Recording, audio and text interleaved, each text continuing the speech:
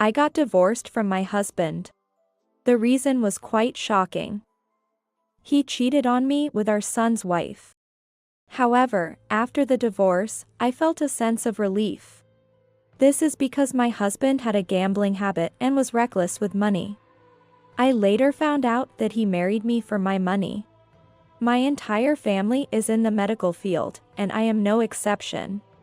After marrying me, my husband quit his job. When our son got injured and was hospitalized, my husband did something unthinkable. My name is Olivia Holmes. Today marks 1 year since the death of my son. I am currently looking through his childhood album, Lost in Memories. This is a story about my deceased son, my ex-husband, and me. I am currently 54 years old and work as a paramedic at a university hospital. Despite the high annual income, the job offers little time off. It seems the shortage of medical personnel is far from being resolved. I had an ex-husband, Peter, who was 4 years my senior. Even though we are divorced now, I can't help but think that the worst part of my life was undoubtedly due to meeting him. We met at a matchmaking party, which I attended despite my busy schedule. Peter, muscular and robust, was working as a delivery driver at the time. However, Peter's attitude changed drastically after we got married. He quit his job as soon as we got married and started squandering my money. "Hey, Olivia, give me some money." What, again? This wasn't the first time. But I couldn't oppose him because of his intimidating look. "Hurry up and give it to me." "Don't worry, I'll return 10 times more." Saying this, he likely went out to play slots. When he returned, he slammed the entrance door loudly. Damn it. They must have rigged that machine. I tried to speak to him, albeit hesitantly. "Did you lose?" Peter glared at me and said, "Isn't it obvious? I lost all the $300 you gave me. Since getting married, I have lived every day in fear." While he never resorted to physical violence, his aggressive tone was frightening. I considered divorce many times but didn't want to worry my son, who had just become a doctor. My son, Matt, is now a 27-year-old internist. Coming from a family of medical professionals, he always dreamed of becoming a doctor. He studied hard for 10 years and is now working diligently in a general hospital. Recently, he even found someone he wants to engage. I'll try to hang in there at least until the wedding is over. Despite this, my husband's behavior only escalated. I have a night shift today, so I'm leaving now. My husband, still in his pajamas, came close to me. What is it?" Without saying anything, he just stared at me. "You haven't finished the laundry yet. And the bath hasn't been cleaned either," Peter coldly said. I was taken aback by his words. I balance my job as a doctor with household chores. On the other hand, my husband is unemployed and does not help around the house at all. Moreover, I was furious that he thought household chores were solely my responsibility. "I wish you would do that yourself." I inadvertently voiced my true feelings that I had been keeping inside. Then my husband retorted, "Huh? You do realize you can go to work in peace because I'm here at home, right? You should be more grateful." His outrage, which could be seen as a counterattack, left me more dumbfounded than angry. I'm out of time. Just handle it however. Also, I won't be coming home today because I have a night shift. As I was about to leave the house, he called out to me again. "At least leave some money for my meal then." He stretched out his hand towards me. I truly had no time to spare. Although I had many retorts in mind, I prioritized my time and handed him some money from my wallet. Then, without waiting for a response, I left the house. The problem occurred while I was on night duty. A nurse came to me. "Olivia, please come to the nurse station urgently." It seemed serious.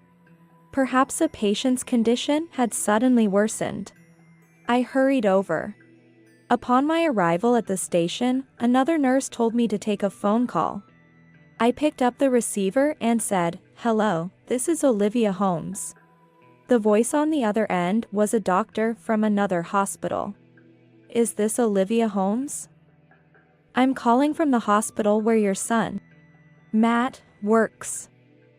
Unfortunately, Matt has. I felt as if my soul was leaving my body upon hearing the message. The nurses looked at me with concern as I stood there holding the receiver in shock. "I understand. I'll come by after my shift ends tomorrow." My voice lacked strength as I hung up the phone. Matt is paralyzed from the waist down. According to the doctor who called, Matt had tried to catch a patient who was about to fall. However, he lost his balance and fell down the stairs, hitting his back hard and falling headfirst. He lost consciousness, and as a result, his lower body became completely paralyzed. After my shift, I rushed to the hospital where Matt was being treated. I gave my name at the reception and hurried to Matt's ward. On the way, I encountered my husband. "Oh, what are you doing here?" "Same as you. I got a call from the hospital and came." We exchanged those words and entered the ward. There, next to my bedridden son, was a woman. "Who are you?" The woman turned around when my husband spoke to her. She was Matt's fiancée, Kim, a beautiful woman with long black hair. I knew it was her because Matt had sent me her picture via email. She is 26 years old, a year younger than Matt. "Hello. I'm Kim, Matt's fiancée." She greeted us politely, and I instinctively smiled to her. Then I approached my son. He was still unconscious, connected to a ventilator. "A ventilator?" As I looked at my son with confusion, a doctor entered the ward. "Excuse me, I understand he's paralyzed. But why is he on a ventilator?" "He's just unconscious, right?" I asked the doctor anxiously, thinking that the impact should only affect his lower body and that he would wake up soon. The doctor began to explain. "Since the fall, we've discovered that his lungs and head were also damaged. It seems he hit them hard as he fell down the stairs." Hearing this, we were all silent. As a surgeon myself, I was at a loss for words. The surgery seemed to have been successful, but his condition was still critical. The ICU was full, so my son was reluctantly taken to a general ward. For a month, I visited his room almost daily. Initially, I encountered his fiancée, Kim, a few times. However, gradually, I stopped seeing her, and similarly, my encounters with my husband at home drastically reduced. But, being busy with my work in emergency medicine, I couldn't afford to dwell on these matters. Yet, as if fate decided to confront me with the harsh reality, I witnessed a shocking scene. My husband and my son's fiancée, Kim, entered an inn, hand in hand. Why are those two together?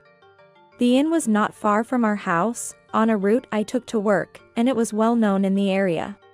Trying to control my confusion, I confronted my husband about it when we met. "Hey, I saw you and Kim entering in together the other day. What was that about?" Peter looked back at me, surprised for a moment, then scratched his head. "Damn it. That's why I said we should have gone to a different inn." He sighed heavily. Are you having an affair with Kim?" I asked hesitantly, to which my husband calmly replied, "Yeah, I am. Couldn't just leave such a beauty alone, could I? Matt's going to be bedridden forever." Kim said the same thing. I felt as though I had been struck on the back of the head with a hammer. The same thing. "Yeah," she said, she can't stand being neglected for so long. Women are scary, man. And she said there's no exception, even for illness. Learning about Kim's true nature left me in despair. I had thought she was a polite girl, but I never imagined her heart could be so troubled. My son deserved so much better. Fueled by anger, I found myself saying, "Enough. Let's get divorced." My husband agreed readily, making it clear he had lost interest in me long ago. Feeling even more anger and sadness, my husband continued without giving me a chance to process my feelings. "You can demand compensation if you want, but don't get your hopes up. I'm unemployed, after all. The only reason I married you was because you earn a lot." As if it's okay to say whatever he wants because we're getting divorced. My husband kept hurling cold words at me, already stretched thin. It seemed he didn't care about me or even our son. "You're not even worth the effort of demanding compensation from." I retorted, trying to sound strong, but he just smirked, saying, "That's a relief." While my son was fighting for his life, both his father and fiancé had turned to infidelity. No wonder I hadn't seen Kim around. And to think it had come to this.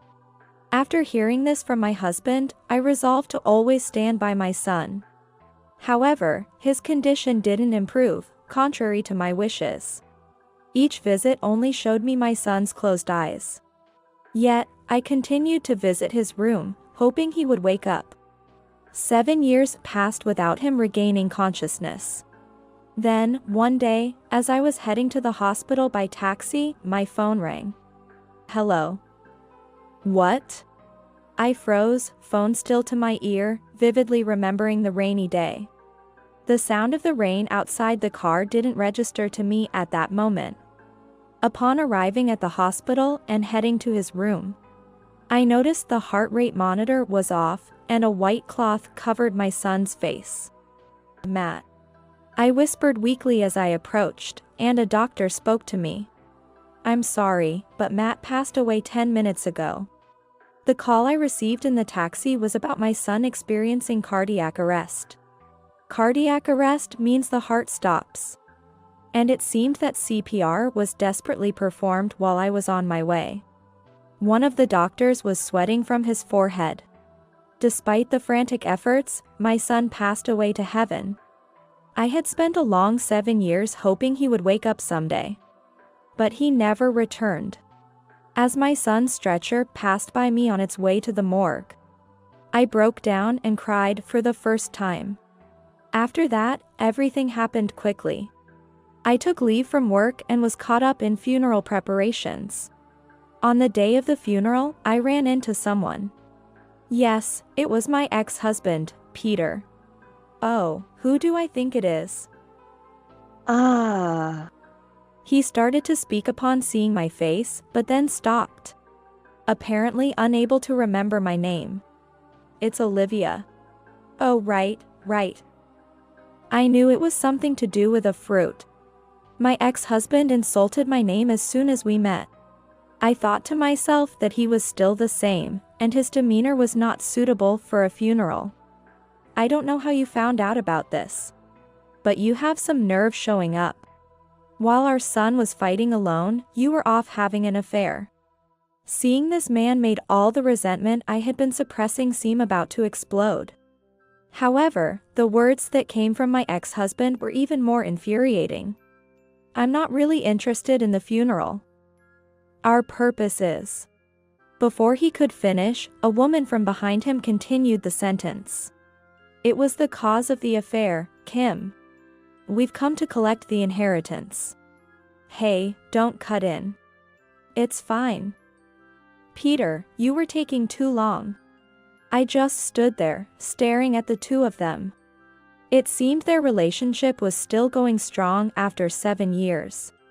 And they even had the audacity to engage in flirtatious conversation in front of me. "Enough, both of you." My words made them stop. Then, "You're still as annoying as ever. Just give us the inheritance already," they demanded. Kim was smirking along with Peter. However, their request made me burst into laughter. "What's so funny?" In response to their protest, I began to tell them the whole truth. "You two really think everything will go your way, don't you? The world isn't that easy. Struggling to keep my face from twitching with laughter, I managed to get my point across. Naturally, they became visibly angry. Huh? What are you trying to say? The inheritance you're talking about, like the life insurance for Matt, it's all gone. Their eyes widened as they looked at each other in disbelief. What do you mean it's gone? You're both so greedy and ugly. Matt was nothing like you too. A true mirror of a doctor. So what are you trying to say? By then, we had started a minor argument, attracting the attention of the other attendees, who were trying to deduce what was happening based on our conversation. Matt told me before he even had life insurance. If I die before Mom, I want all my savings and possessions to go to UNICEF. That's what he said. So after Matt passed away, I donated all his inheritance to UNICEF as he wished. There's not a single penny left for me, let alone for you too. What? My ex-husband's face suddenly turned pale. It seemed he had seriously come expecting to receive my son's inheritance. Kim, my son's ex-wife, looked equally pale. Peter, what are we going to do?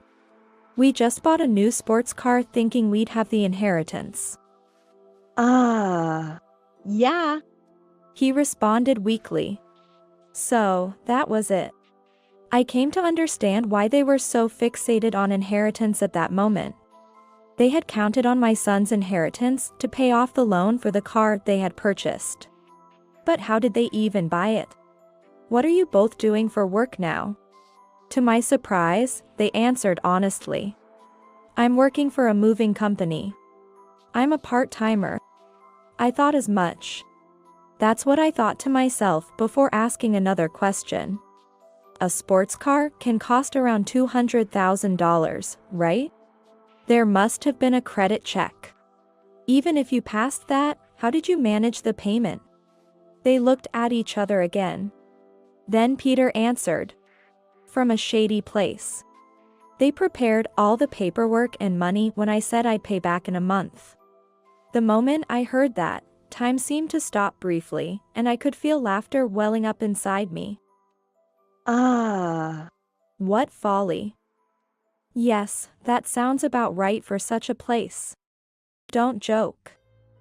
What are you laughing at? This is serious for us. Laughing, she spoke to me strongly. Her words didn't scare me. The scariest thing was the future that awaited the two of them. Even if there had been an inheritance, I wouldn't have given it to you. How did you think you'd get enough for a sports car? Huh? Such a large sum, Matt couldn't possibly have had it at his age. It's utterly foolish to think otherwise. They looked utterly foolish as I spoke. I pressed on further. You neglected your son fighting for his life, prioritizing your greed. This is your retribution. Good luck dealing with what comes next. As I finished speaking, they finally seemed to grasp the gravity of the situation.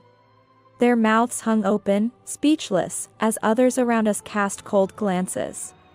Security escorted them out, and my son's funeral proceeded with those who truly cared. A year has passed since then. Today, on the anniversary of my son's passing, I mumbled to myself while looking through his album. My ex-husband and my son's ex-wife have since been chased by debt collectors.